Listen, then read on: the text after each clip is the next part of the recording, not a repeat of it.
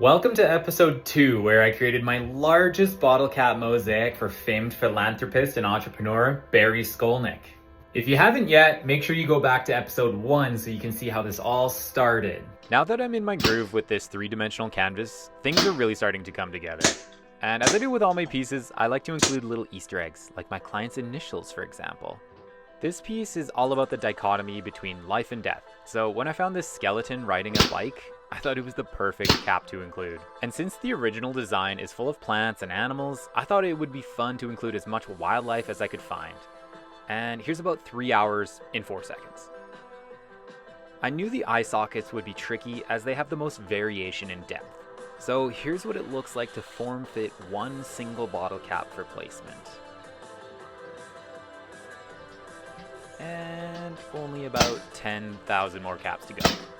Again, finding caps that pertain to the subject is one of the things that I enjoy the most about creating these mosaics.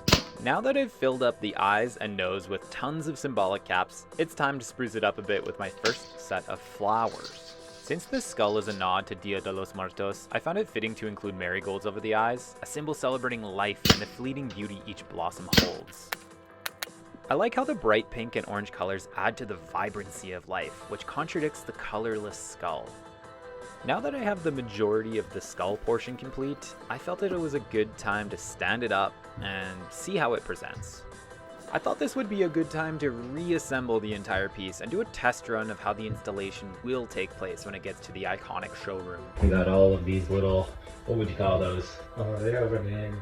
They have a name. What it is, we don't know. They just basically cinch the two pieces together. So we've put in a whole bunch of them so that everything is super tight. This is going to go up on my little studio wall, which is 8 feet by 7 feet. And this piece is 6 feet by 6 feet. So it's gonna take up most of that wall. It'll just sit right in here and it'll be nice and tight and snug and a really good surface for me to assemble the rest of the bottle caps. Moments of truth. So it's probably just gonna like almost Tilt it up, yeah. Erect it. Holy high five. Woo! That's a big boy. So here it is. Lot to go. Nice and flush.